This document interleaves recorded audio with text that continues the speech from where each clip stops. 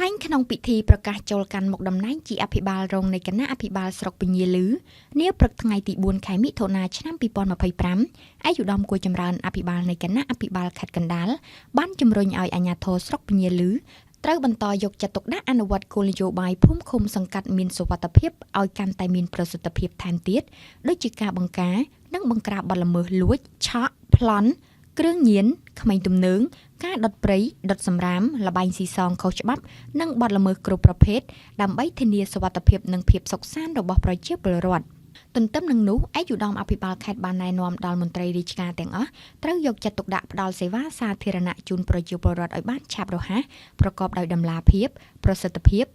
និងគ្មានការរើសអើងដោយឈលលើគោលការណ៍ផ្ដល់សេវាសាធារណៈល្អប្រជាពលរដ្ឋស្រឡាញ់ជាមួយគ្នានេះឯកឧត្តមអភិបាលខេត្តក៏បានណែនាំផងដែរត្រូវបន្តពង្រឹងយន្តការដឹកនាំសម្របសម្រួលក្នុងការពិនិត្យសិក្សាស្រាវជ្រាវនិងក្តាប់នៅបញ្ហាប្រឈមសំណើសំណុំពរនានារបស់ប្រជាពលរដ្ឋដើម្បីរួមគ្នាដោះស្រាយនិងឆ្លើយតបឲ្យបានចំគោលដៅឆាប់រហ័សប្រកបដោយប្រសិទ្ធភាពជាមួយគ្នានេះដែរត្រូវបន្តខិតខំស្រាវជ្រាវស៊ើបអង្កេតនិងបង្ក្រាបបទល្មើសគ្រឿងញៀនខុសច្បាប់តាមរយៈការបំផុសចលនាក្នុងសង្គមទាំងមូល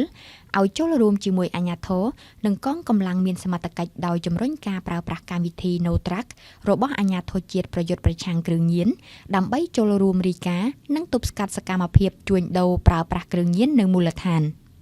ក្នុងន័យនេះគ្រប់រដ្ឋបាលឃុំនិងប៉ុស្តិ៍នគរបាលរដ្ឋបាលទាំងអស់ត្រូវដាក់ QR Code កម្មវិធី App No Track នេះទុកសម្រាប់ឲ្យប្រជាពលរដ្ឋដំឡើងយកទៅប្រើប្រាស់គួរបញ្ជាក់ថាលោកភឹមម៉ាដូណាដែលត្រូវបានផ្ទេរភារកិច្ចពីអភិបាលរងនៃគណៈអភិបាលក្រុងតាខ្មៅនិងលោកស្រីឡុងណាវីដែលត្រូវបានផ្ទេរភារកិច្ចពីអភិបាលរងនៃគណៈអភិបាលស្រុកខ្សាច់កណ្ដាលមកកាន់មុខតំណែងជាអភិបាលរងនៃគណៈអភិបាលស្រុកពញាលឺជំនួសលោកហេងកំហៀងដែលនឹងត្រូវផ្ទេរភារកិច្ចទៅកាន់មុខតំណែងជាអភិបាលរងនៃគណៈអភិបាលក្រុងតាខ្មៅនិងលោកមុលម៉ារ៉ាឌីដែលនឹងត្រូវផ្ទេរភារកិច្ចទៅកាន់មុខតំណែងជាអភិបាលរងនៃគណៈអភិបាលស្រុកគៀនស្វាយ